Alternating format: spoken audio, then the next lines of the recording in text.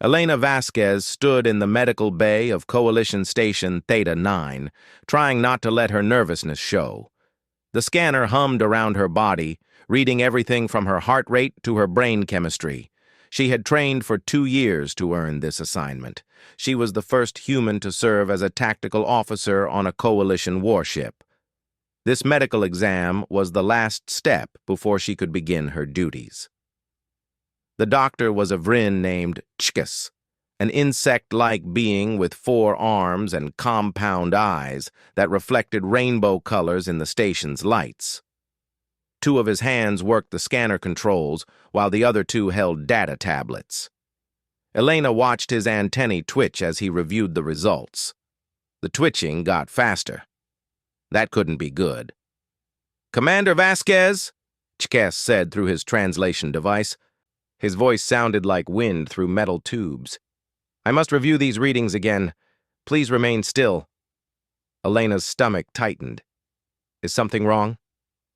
"I am uncertain. Your biology is still new to Coalition medicine." The scanner hummed louder, passing over her head 3 more times. Elena forced herself to breathe slowly. She had passed every test Earth had given her. Her psychological evaluations were perfect. She spoke 4 alien languages. She knew Coalition military doctrine better than most aliens who were born into it. There was no way she could fail now, but Chkas's antennae kept twitching. He called over another doctor, a Kelthari with smooth blue skin and large black eyes. They spoke in quick chirps and whistles that her translator couldn't catch. Both of them kept looking at her, then at their screens, then at each other. Finally, Chkas turned to her. "Commander, I must ask you some questions. Do you often experience rapid changes in your emotional state?" Elena blinked. "What do you mean? Do you feel fear, then moments later feel determination? Do you experience anger that quickly shifts to calm? Does your mood change throughout the day?" "Well, yes. That's normal for humans. We all feel different things at different times." The 2 doctors looked at each other again. The Kelthari doctor touched the screen and showed Chkas something that made his antennae droop. "Commander Vasquez," Chkas said slowly, "your biometric readings show extreme instability. Your stress hormones fluctuate wildly. Your emotional centers show activity patterns that would indicate severe dysfunction in any Coalition species." Elena felt her face grow hot. "Dysfunction? I'm not sick. This is just how humans are."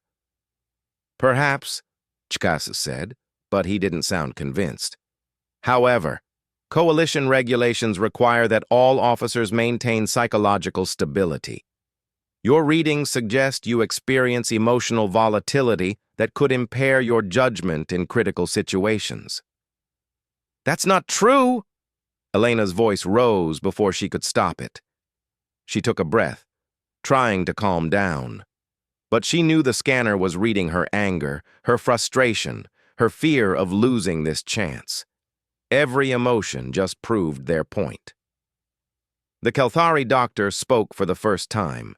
His voice was soft and even, like still water.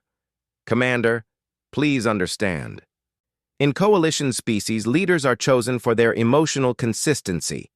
A captain who feels fear cannot make logical decisions.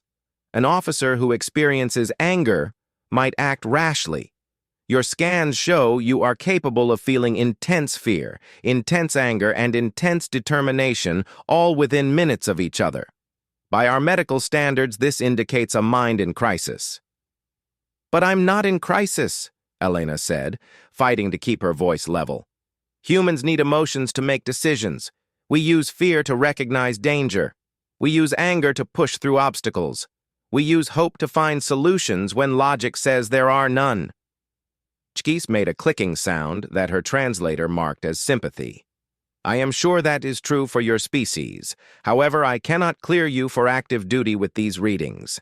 I am placing you on provisional status. You will be assigned a wellness monitor who will check your biometric levels every 4 hours. If you can demonstrate stability for 2 weeks, we will review your status again." Elena wanted to argue, to make them understand. But she saw the finality in their postures. Fighting now would only make things worse. "I understand," she said quietly, though she didn't understand at all.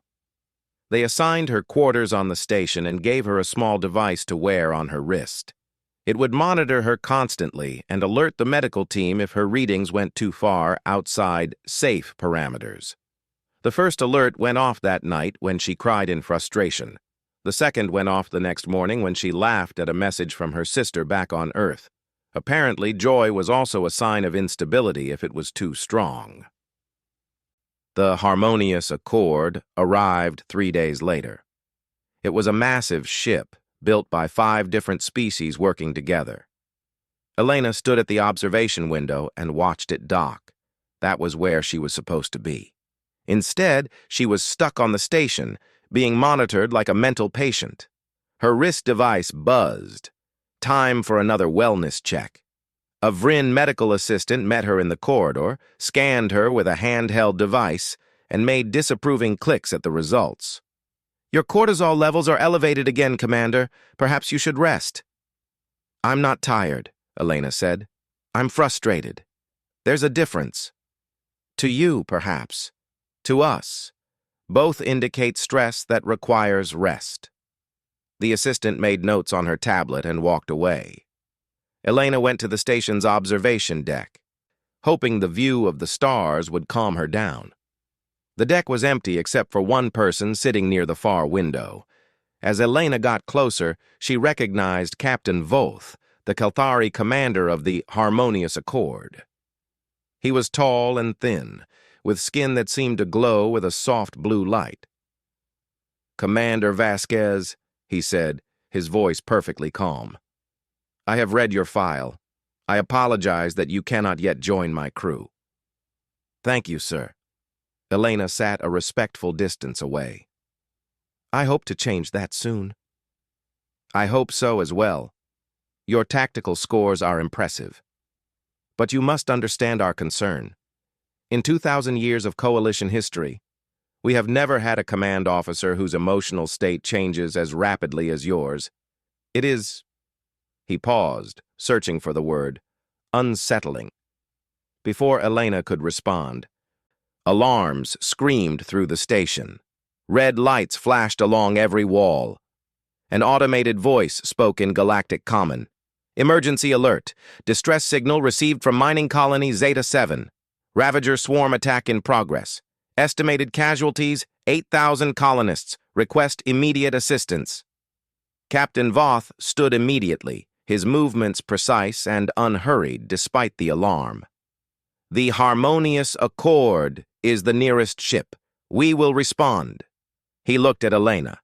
"You should return to your quarters, Commander. This is not your concern while you are on medical hold." But Elena was already thinking, her mind racing through tactical possibilities. The Ravagers were an AI fleet, ruthless and efficient. Mining colony Zeta 7 had minimal defenses. If the Coalition response followed standard protocols, they would arrive too late. Her wrist device buzzed urgently. Her wellness monitor appeared on the small screen, a Vryn nurse with concerned antennae. "Commander Vasquez, your stress levels are critical. Please report to medical immediately." Elena turned off the device. Captain Voth raised an eyebrow at that, but said nothing as he walked quickly toward the docking bay. Elena followed, her heart pounding. 8,000 people were going to die, and the Coalition was about to send a captain who had never felt urgent fear in his life to save them. The bridge of the Harmonious Accord was nothing like the warships Elena had trained on. Everything was smooth curves and soft lighting designed to keep the crew calm. There were no raised voices, no rushing feet. Even with a colony under attack, the bridge crew worked with quiet efficiency that seemed more appropriate for a library than a warship. Elena stood against the back wall, trying to stay out of the way. Captain Voth had allowed her on the bridge only after she promised not to interfere. Her wrist monitor buzzed constantly, alerting medical to her elevated stress levels. She ignored it. On the main screen, mining colony Zeta-7 appeared as a collection of domes on an airless moon. Around it, the Ravager swarm moved like locusts. The Ravagers were autonomous warships, built by a dead civilization and left to wander space. They destroyed anything they found, learning from each battle, becoming smarter with every engagement. "Tactical analysis," Captain Voth said, his voice perfectly level. The tactical officer, a Vryn named Skullas, brought up a holographic display. The Ravager swarm consists of 47 attack units. They are using formation pattern 7, which suggests they have categorized the colony as a low-threat target. Colony shields are at 30% and failing. Life support has 2 hours and 11 minutes remaining. "Options," Voth said. "Running simulation now, Captain." SKLS's 4 hands danced across multiple control panels. "Standard engagement pattern suggests we approach from Vector 947, drawing Ravager attention while the colony evacuates to the transport ships. Time required for simulation completion?" 47 minutes, Captain. Coalition battle doctrine requires full simulation before engagement." Elena's hands clenched into fists. 47 minutes. The colony would be dead before the simulation even finished. She bit her tongue to keep from speaking. She had promised not to interfere. But she couldn't help seeing the patterns on the tactical display. The Ravagers were predictable because they learned from predictable opponents. They knew the Coalition would run simulations. They knew the Coalition would choose the safest approach.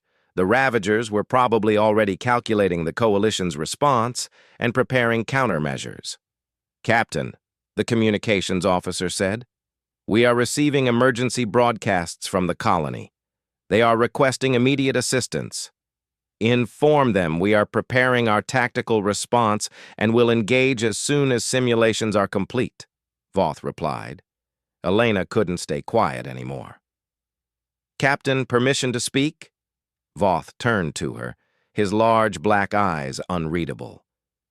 "You are not assigned to this crew, Commander Vasquez." "I know, sir, but I see something the simulation might miss." Every head on the bridge turned toward her. She felt the weight of their attention, along with the skepticism. The human with the unstable emotions wanted to give tactical advice.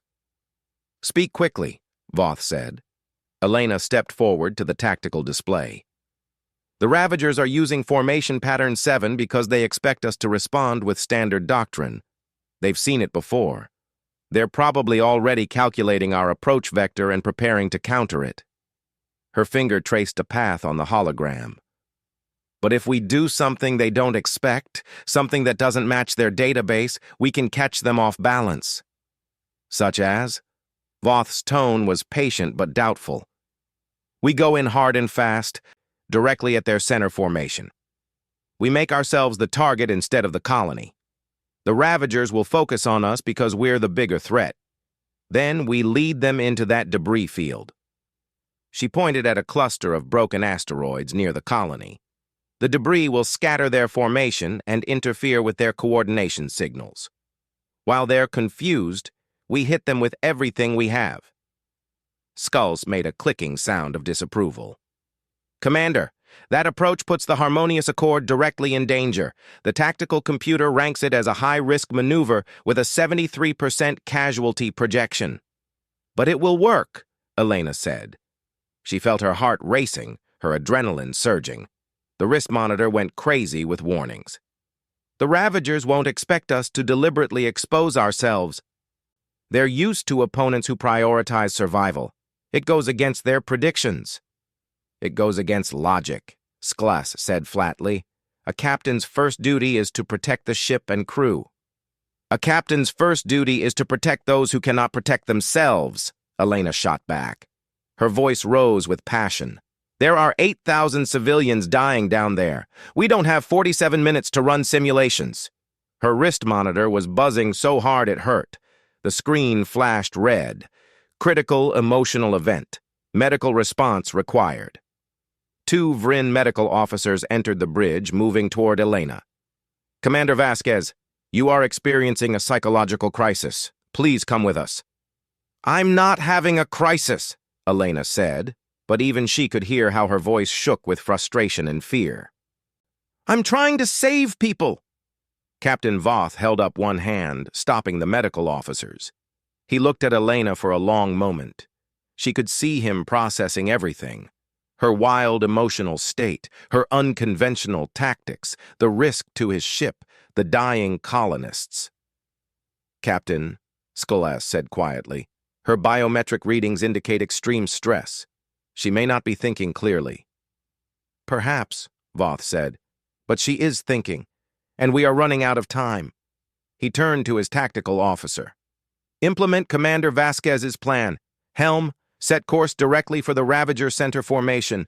All hands to battle stations." The bridge crew hesitated for just a moment. They had never received an order like this from their captain. Then training took over and they moved to comply. Elena felt dizzy with relief and terror. Voth had trusted her. Now, she had to be right. The harmonious Accord dropped out of its cautious approach and surged forward at full speed. On the display, Elena watched the Ravager swarm react with confusion. Their formations shifted, trying to calculate this new behavior. It didn't match any pattern in their database. "They're moving to intercept," Skolas reported. 41 vessels changing course toward us. Weapons charging. Impact in 30 seconds. "Hold course," Voth said. His voice was still calm, but Elena noticed his hands gripping the armrests of his chair a little tighter. Was he feeling fear? She hoped so. Fear meant you understood the danger. The ship shuddered as Ravager weapons struck their shields. Alarms sounded, but they were quiet. Polite alarms that wouldn't startle anyone. "Shields at 70%, the defense officer reported. "Hold course," Voth repeated. More impacts. The ship rocked harder. Elena grabbed a railing to steady herself. On the screen, the debris field was getting closer. The Ravagers were following them just as she had predicted. They couldn't resist the target of a large warship. "Shields at 40%. Captain, we must change course or the shields will fail." "Not yet," Elena said. She knew she had no authority to give orders, but Voth didn't contradict her. "We need them deeper into the debris field." The lead Ravager ships entered the asteroid debris. The broken rocks scattered their formations, just as Elena had hoped. The Ravagers tried to maintain coordination, but the debris interfered with their communication signals. "Now!" Elena said. "All weapons! Fire!" Voth commanded. The harmonious Accord unleashed everything it had. Missiles, energy beams, projectile weapons, all aimed at the confused Ravager formation.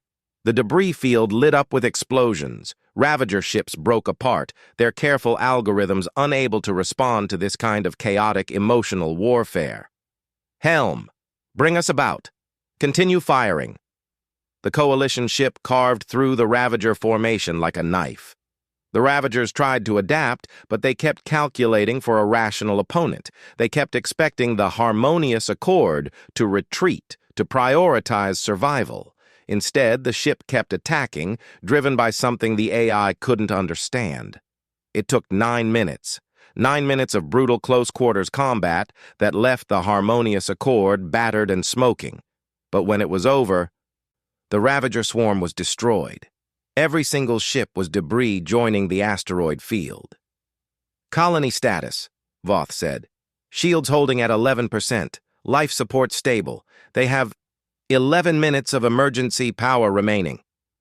The communications officer's voice showed the first hint of emotion Elena had heard from a Coalition crew member. Relief. Voth stood and walked over to Elena. She was shaking, her body flooded with adrenaline and relief and a dozen other emotions. Her wrist monitor had given up trying to categorize her state. It just showed a solid red warning light.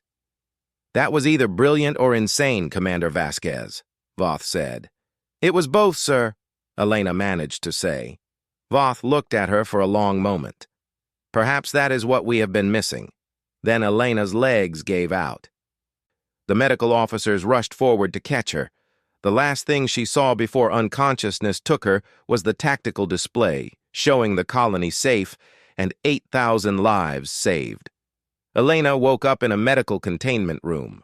The walls were a soft, calming blue that probably looked soothing to alien eyes, but made her feel like she was trapped inside a glacier.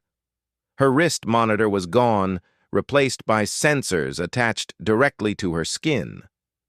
A holographic display floated above her bed, showing her vital signs in colors that shifted from yellow to orange every few minutes. A Vrin medical officer noticed she was awake and approached the containment field. "Commander Vasquez, please remain calm. You have been unconscious for 3 days." 3 days? Elena tried to sit up, but her muscles were weak. "The colony, the crew, all safe, thanks to your tactical decisions. However, your biometric readings during the battle were extremely concerning. Your stress hormones reached levels that should have caused cardiac arrest.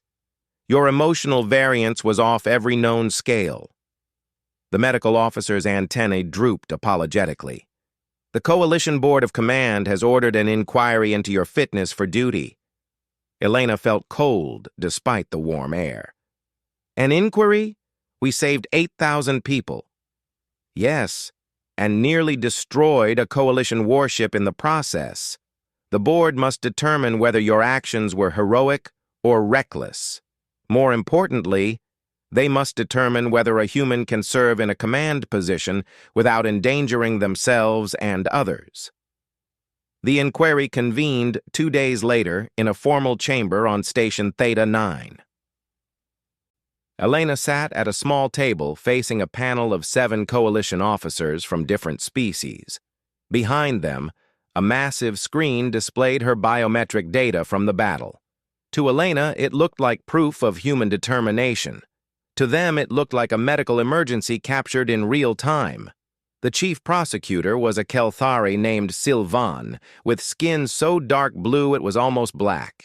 She spoke with the kind of precise calm that made Elena's passionate nature seem even more chaotic by comparison.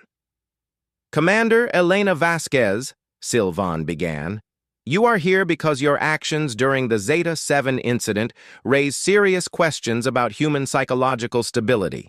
Please observe this data." The screen changed to show a graph of Elena's emotional states during the battle. It jumped up and down like a heartbeat monitor during a heart attack. Red spikes marked moments of intense fear. Orange showed anger. Yellow showed determination. The colors shifted so rapidly they sometimes blurred together. "This graph," Sylvan continued, "represents 9 minutes of activity. In that time, you experienced fear intense enough to trigger panic responses in most species. You felt anger that would require sedation in Coalition personnel. You felt determination that borders on obsessive focus. Any one of these states would be cause for medical concern. You experienced all of them simultaneously, multiple times." Elena wanted to defend herself, but what could she say? The data was accurate. She had felt all those things. Sylvan wasn't finished. "Furthermore, your heart rate reached 163 beats per minute. Your blood pressure spiked to dangerous levels. Your adrenaline production was excessive by any medical standard. By all logic, you should have been incapacitated. Yet you continued to give tactical orders and make life-or-death decisions while in this state." "Because that's what humans do," Elena said quietly. "We don't shut down during stress. We use it." "That is not adaptation," Sylvan replied. "That is malfunction with fortunate timing." A Vrin psychologist was called to testify next. Dr. Chekakil was older than the medical officer who had first examined Elena, with antennae that had faded from bright green to pale yellow. He spoke with the authority of someone who had studied minds for decades. "I have reviewed all available data on human psychology," Chekakil said. "I must conclude that humans are, by Coalition standards, psychologically compromised. They experience emotional variance that would indicate severe trauma or chemical imbalance in healthy species. They make decisions based on feelings rather than logic. They prioritize emotional connections over statistical outcomes." Is that a weakness? Asked one of the board members, a elderly Vryn with wise, multifaceted eyes.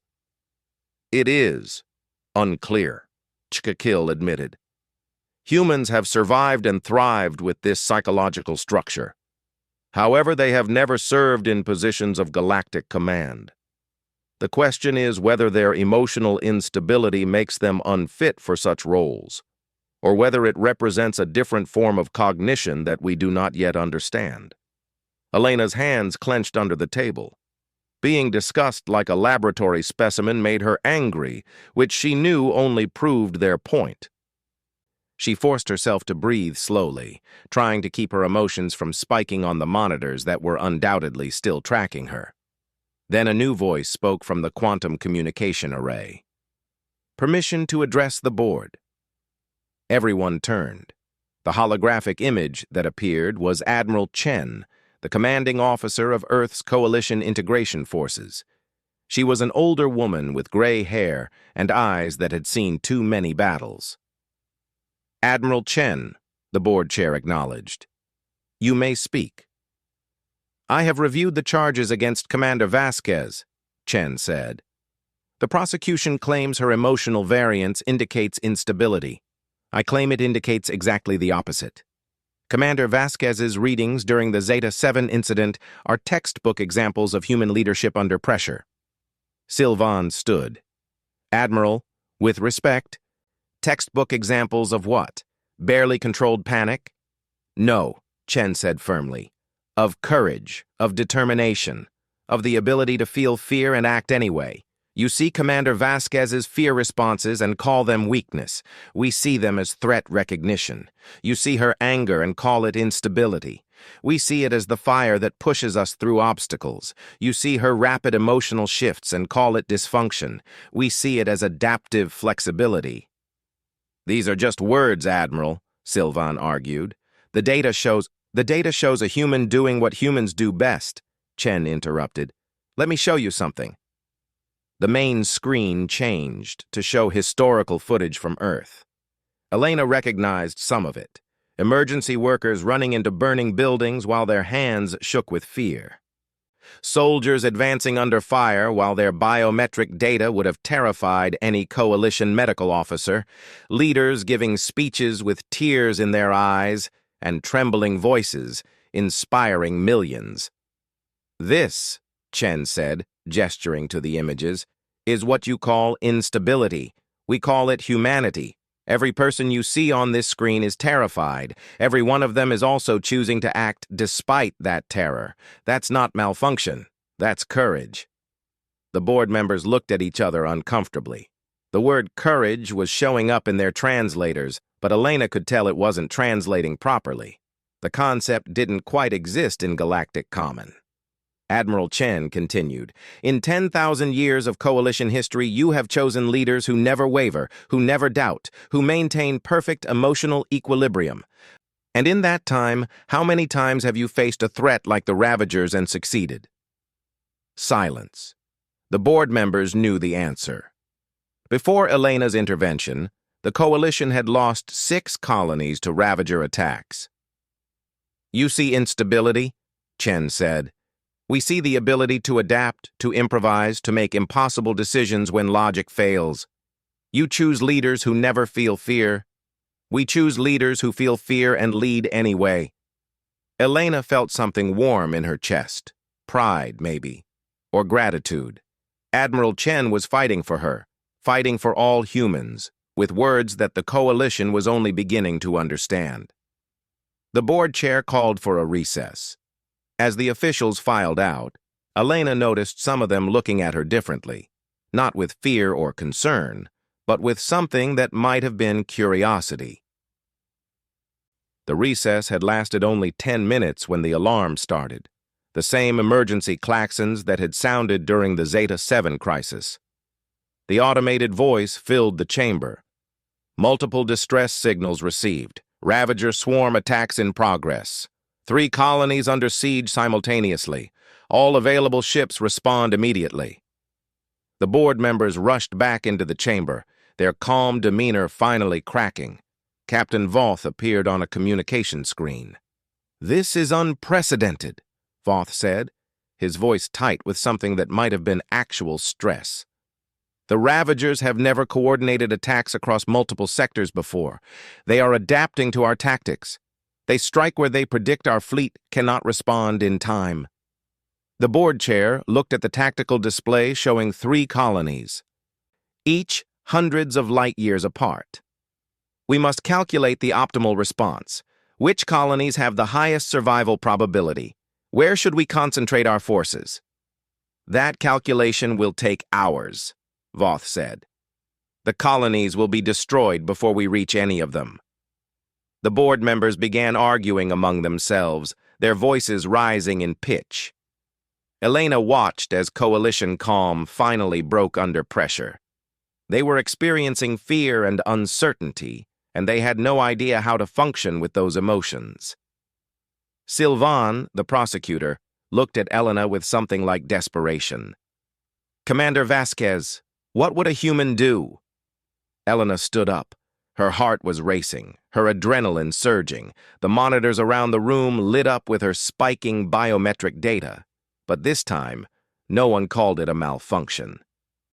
"A human would save all 3 colonies," Elena said, "even if it should be impossible, especially if it should be impossible." The board chair looked at her. "Can you do that?" "I don't know," Elena admitted, "but I know we have to try." For the first time in coalition history, a decision was made not with logic and simulations, but with desperate hope and human determination. "The inquiry is suspended," the board chair declared. "Commander Vasquez, you have tactical command. Save those colonies." The tactical center on Station Theta 9 had never been designed for this kind of chaos.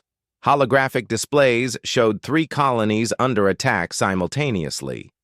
Mining Colony Epsilon 12, Agricultural Station Verdant 3, and Research Outpost Kepler 9. Each was hundreds of light years from the others.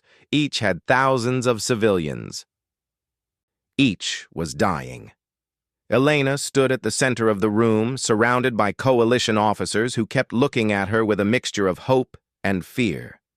Captain Voth had arrived from the Harmonious Accord, along with 6 other ship captains. They all waited for her to perform a miracle. "Show me what we have," Elena said. The tactical officer brought up fleet positions. 7 coalition warships scattered across 3 sectors. Standard doctrine said they should concentrate forces on whichever colony had the best chance of survival. 3 ships to one colony, 4 to another. The 3rd colony would be sacrificed. Elena felt the weight of that decision like a physical thing. 6,000 people lived on Kepler 9. If she followed standard doctrine, they would die. Their families would mourn them. Children would grow up without parents. All because the numbers said it was the logical choice. Her heart rate spiked. The monitors showed it, and she didn't care. This was what humans felt when lives hung in the balance. This was what the coalition called instability. She called it caring. "No," Elena said. "We don't sacrifice anyone. We save them all." "Commander," said Captain Voth carefully, "the computer has run every simulation. There is no scenario where all 3 colonies survive. The mathematics are clear." "Then we change the mathematics," Elena replied. She pulled up the fleet positions and started moving ships on the display. "The Ravagers learned from our last engagement. They know we run simulations and choose the safest approach. They're counting on us being predictable." "We are predictable because our methods work," said another captain. A Kelthari named Ral'ith. "Random tactics are not tactics. They are chaos." "Exactly," Elena said. Her mind was racing now, seeing patterns the others couldn't. "The Ravagers are designed to fight logical opponents. They predict our moves, adapt to our strategies, counter our tactics. But they've never fought opponents who deliberately choose chaos." She turned to face all 7 captains. "I need you to do something that goes against every instinct you have. I need you to stop thinking like coalition officers. I need you to think like humans." The captains looked at each other with obvious concern. Several of them checked their own biometric readings, as if expecting to see signs of the emotional contagion Elena was suggesting. Elena began laying out the plan. We split the fleet in ways that make no tactical sense. Each ship goes to a different colony alone. No backup, no reinforcements. Every strategic doctrine says this is suicide. Because it is, Rowlith said flatly. By coalition standards, yes, Elena agreed. But the Ravagers will calculate based on our past behavior. They'll predict we'll concentrate forces. They'll position themselves to counter a massed assault. When we show up scattered and alone, their formations will be wrong. They'll need time to adapt. Time we can use, Voth said slowly. Elena could see him beginning to understand.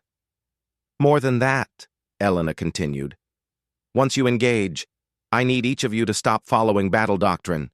I need you to improvise. Make decisions based on instinct, not calculation. Take risks that make no logical sense. The moment you start to think, this is the reasonable choice, do something else instead. The silence in the room was deafening. What Elena was asking for went against millennia of coalition military tradition. Their entire command structure was built on careful planning, thorough simulations, and logical decision-making. You are asking us to be irrational, said a Vryn captain named Skelkate. Her antennae were twitching rapidly. To ignore our training and act on emotional impulse. No, Elena said firmly. I'm asking you to trust your emotions the way humans do. Fear will tell you when something is dangerous. Anger will push you to fight harder. Determination will keep you going when logic says to retreat. These aren't malfunctions. They're tools. Captain Voth stepped forward. His dark eyes studied Elena's face, then looked at his own biometric readout. Elena could see the numbers. His heart rate was elevated. His stress hormones were higher than normal. By coalition standards, he should be reporting to medical. Instead, he was feeling something he had never experienced before. I feel uncertain, Voth said quietly. And something else. Something that makes me want to try this impossible plan despite the uncertainty. That's hope, Elena told him. And it's exactly what we need. Voth nodded slowly. Very well, Commander Vasquez. I will trust your human instincts.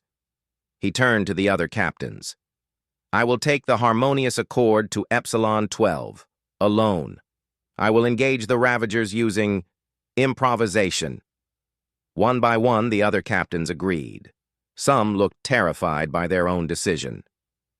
Others showed the first hints of something that might have been excitement. All of them were about to do something that every part of their training said was wrong. The fleet dispersed. 7 ships, heading to 3 colonies, with no plan except to be unpredictable. Elena watched them go and felt a wave of fear so intense it made her dizzy. What if she was wrong? What if she had just sent 7 crews to their deaths based on human intuition that didn't translate to alien psychology? Her hands shook. The monitors blazed with red warnings. A medical officer approached her with a sedative, but Elena waved him away. I need to feel this, she said. I need to be afraid. It means I understand what's at stake. The first ship to reach its colony was the Harmonious Accord. Elena watched through the tactical feed as Voth approached Epsilon 12. The Ravager swarm was there, 40 ships in perfect formation, positioned exactly where they would be most effective against a concentrated coalition attack. But Voth came alone. The Ravagers hesitated. Their formation shifted, algorithms recalculating. A single ship should flee or call for reinforcements. But Voth charged straight into the center of the swarm. Captain Voth, Elena said into the communication link, what are you feeling right now? There was a pause. When Voth answered, his voice had changed. It wasn't the perfect calm of a coalition officer. It was tight, intense, alive. I feel fear, Commander. Significant fear. And also, determination. Anger that they would attack innocent civilians. And something else I cannot name. That's courage, Elena told him. Use it. The harmonious accord tore through the Ravager formation like it was dancing instead of fighting. Voth made no attempt to follow tactical patterns. He dove when he should have climbed, fired when he should have defended, retreated when he should have advanced. The Ravagers couldn't predict him because he was no longer predictable. Another ship reached Verdant 3. Captain Raleith, who had been the most skeptical, now flew with reckless abandon that would have horrified his younger self. Elena watched his biometric data spike and fall in patterns that looked like human emotional variants. "This is terrifying!" Raleith's voice came across the communication channel, but he was laughing. Actually laughing. And exhilarating. "How do humans live like this?" "Every day," Elena replied, and she was laughing too, even though tears ran down her face from the stress and fear and desperate hope. The third engagement began at Kepler 9. 3 ships arrived together, but instead of coordinating, each captain did something different. One drew fire while another flanked. The third did something completely unexpected, ramming a Ravager ship at full speed while transporting the crew to escape pods at the last second. It was wasteful and illogical and absolutely devastating to the Ravager tactical predictions. For the first time in their existence, the Ravager AIs couldn't adapt fast enough. They were built to counter logic with superior logic. They had no defense against passion, against courage, against the kind of beautiful, terrible chaos that humans called determination. The battle lasted 37 minutes across 3 colonies. When it ended, all 3 colonies were safe. All 7 coalition ships were battered and damaged, but intact. And every single captain was experiencing biometric readings that would have put them in medical containment a week ago.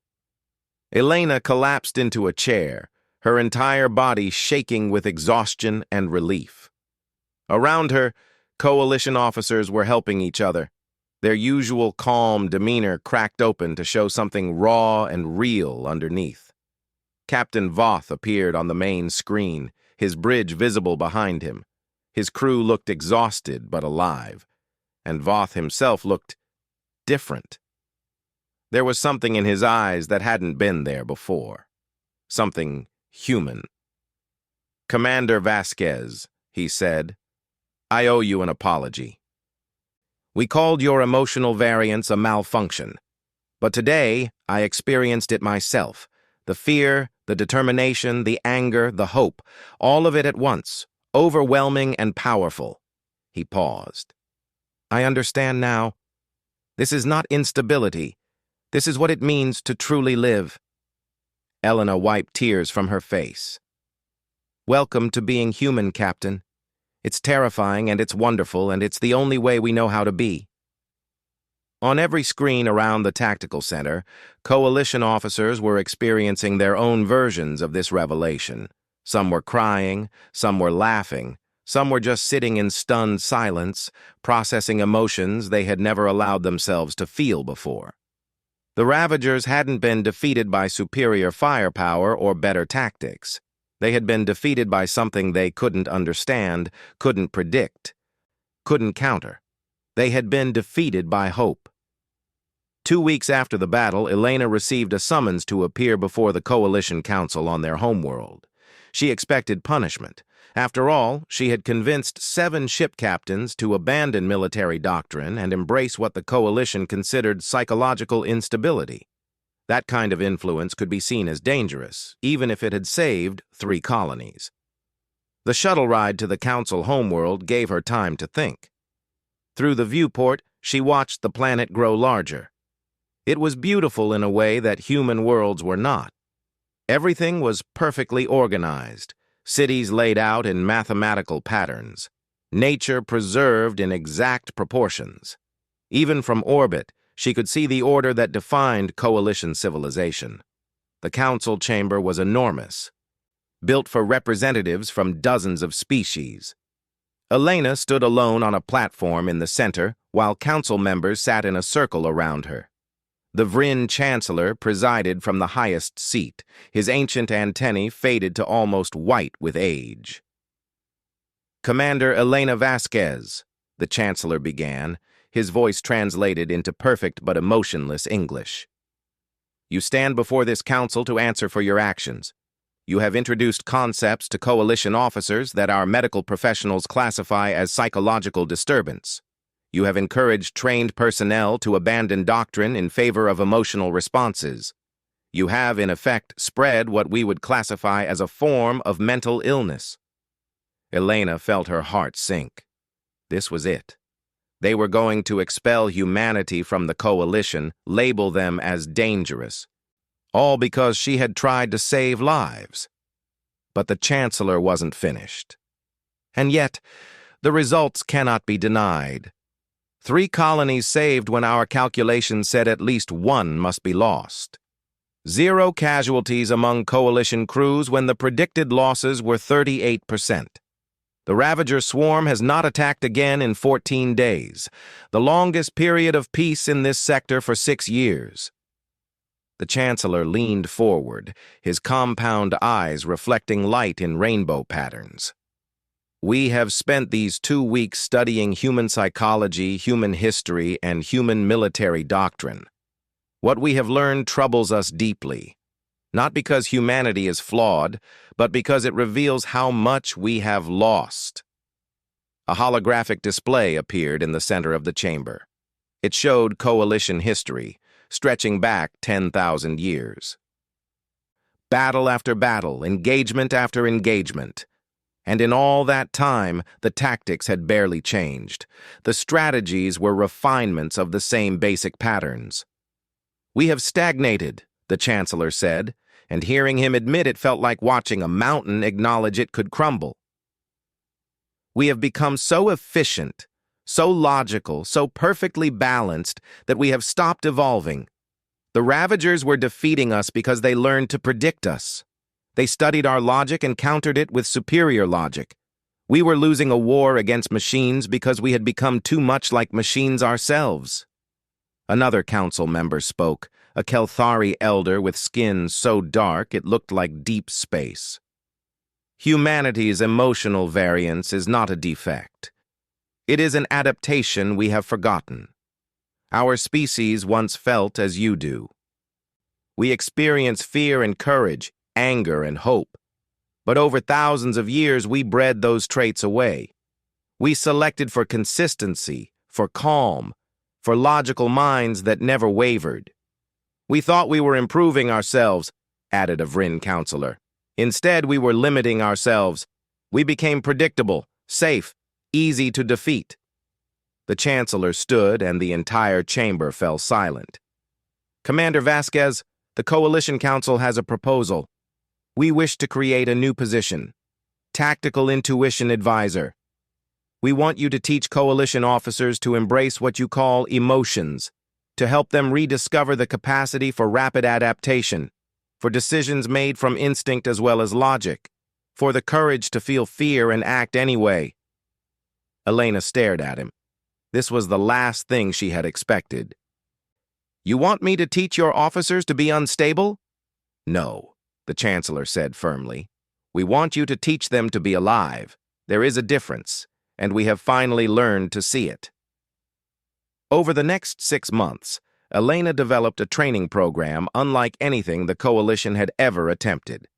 She called it Dynamic Command Integration, but the officers who went through it had their own name: Learning to be Human. The training was simple in concept but revolutionary in practice. Officers learned to recognize their emotions instead of suppressing them. They practiced making decisions based on instinct. They were put in situations where the logical choice would fail and only intuition would succeed. At first, it was painful to watch. Coalition officers experienced their first real fear in decades, maybe in their entire lives. Some broke down. Some needed medical support as their bodies adjusted to hormone levels they had never experienced before. But slowly, something beautiful emerged. Elena watched a Vryn captain cry for the first time in his life when he successfully saved a simulated crew through an impossible maneuver. She saw a Kelthari tactical officer laugh with genuine joy after making a split-second decision that defied all logic but saved thousands of simulated lives. She witnessed coalition officers discovering parts of themselves they never knew existed. Captain Voth became her closest ally in the training program. He had experienced the transformation firsthand during the three-colony battle, and now he helped others through the same journey. "It is like being born again," he told Elena one day as they watched a new class of officers struggle through their first emotional response simulation. "We spend our whole lives in a calm, peaceful state. We think that is what life is supposed to be. Then you humans show us that life is meant to be felt, not just experienced." "It's not always easy," Elena warned him. "Emotions can hurt. Fear can paralyze. Anger can blind. We humans spend our whole lives learning to balance our feelings with our thoughts." "Yes," Voth agreed. "But you also have courage, hope, and love. These things cannot exist without the capacity for fear, despair, and loss. You showed us that the price is worth paying." The program expanded. What started with 7 captains grew to include 50 officers, then 100, then entire crews. The coalition fleet began operating differently. They still ran simulations and followed doctrine, but now they also trusted their instincts. They made room for impossible plans and improbable hopes, and the Ravagers stopped attacking. The AI swarms still existed, still prowled the edges of coalition space, but they no longer engaged. Their tactical algorithms, designed to counter logical opponents, had no framework for understanding enemies who fought with their hearts, as well as their minds. The Ravagers could calculate every possible logical response and prepare countermeasures. But they couldn't calculate courage. They couldn't predict hope. They couldn't counter the kind of beautiful chaos that came from beings who felt everything and fought anyway. Elena stood in the observation deck of Station Theta 9, the place where this had all begun. In the distance, she could see the Harmonious Accord on patrol. Captain Voth was out there protecting civilians with a crew that now understood what it meant to care deeply about the lives they protected. Her wrist device buzzed. Not with a medical warning this time, but with a message. She looked down and smiled. It was her performance evaluation, the one that would go into her permanent record. Under psychological status, where it had once read questionable monitoring required, it now said something different. Human baseline, leadership qualified. The medical notes elaborated. Subject displays emotional variance consistent with human norms.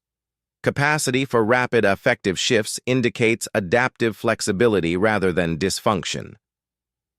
Biometric spikes during crisis situations reflect appropriate threat response and protective instinct. Recommend continued service in command position. Note: subject's emotional patterns have become benchmark for dynamic command integration training program.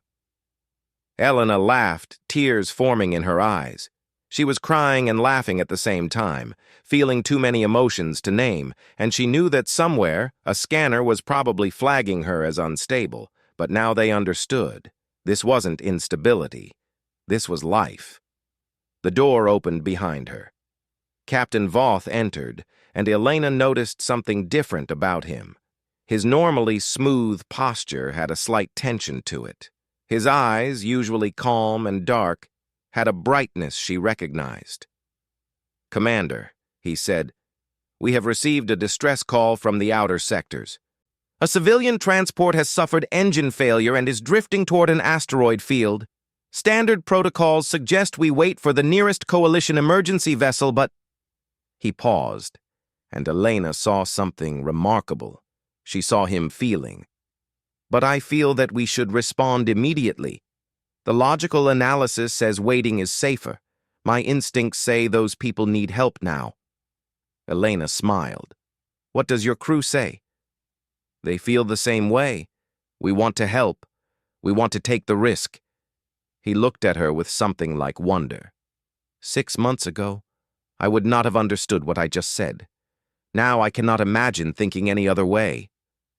"Then go help them, Captain. Trust what you feel." Voth nodded and turned to leave, then paused. "Commander Vasquez, may I ask you something?" "Of course." "Do humans ever wish they could turn off their emotions, return to the calm logic we once had?" Elena thought about it, about the fear that woke her at night sometimes, about the anger she felt at injustice, about the grief that came with every loss, and about the joy, the love, the hope that made everything else worthwhile. "No," she said softly. "We wouldn't trade it for anything. The pain is part of the beauty. The fear makes the courage mean something. The sadness makes the happiness precious. It all matters. It's all connected." Voth was quiet for a moment. "I am beginning to understand. Thank you, Commander, for teaching us to feel, for teaching us to be alive." After he left, Elena stayed in the observation deck watching the stars. She thought about humanity's place in the galaxy now. They weren't the strongest species or the most advanced, but they had given the Coalition something more valuable than weapons or technology. They had given them back their hearts. Her communicator chimed. It was Admiral Chen from Earth, calling on secure channel. "Commander Vasquez," Chen said, pride evident in her voice, "I wanted you to know. The Coalition has formally requested that Earth establish an academy for emotional intelligence training. They want human instructors to teach throughout Coalition space. They're calling it the Vasquez Protocol." Elena felt her throat tighten with emotion. "They named it after me?" "They did. You changed everything, Elena. Not just for the Coalition, but for humanity, too. We proved that our emotions aren't weakness. We proved that being human is a strength." After the call ended, Elena recorded a message to send home to Earth. She wanted her family, her friends, everyone back home to know what had happened here. "They used to look at our emotions and see instability," she said into the recorder. "They scanned our hearts and saw malfunction. But we taught them something they had forgotten across 10,000 years of perfect logic and careful planning. We taught them that feelings matter, that courage requires fear, that love requires vulnerability, that leadership means caring so much that your biometrics go crazy and your hands shake and you do the impossible anyway." She paused, looking out at the Coalition fleet, ships from a dozen species, all learning to feel, to hope, to care. "We're not perfect," she continued. "We're emotional and irrational, and sometimes we make mistakes because our hearts override our heads, but we're also brave and compassionate and willing to fight for things that logic says aren't worth fighting for. And now, thanks to us, the entire Coalition is learning what it means to be beautifully, perfectly, impossibly human." She ended the recording and sent it home. Outside, the harmonious Accord jumped to faster-than-light speed, racing to help strangers in distress. Not because the tactical computer recommended it, not because the simulations showed good odds, but because Captain Voth and his crew felt it was the right thing to do. Their scanners would probably flag them as emotionally compromised. Command would call it leadership. And Elena Vasquez, the human who taught the galaxy to feel again, smiled through her tears and knew that everything had changed.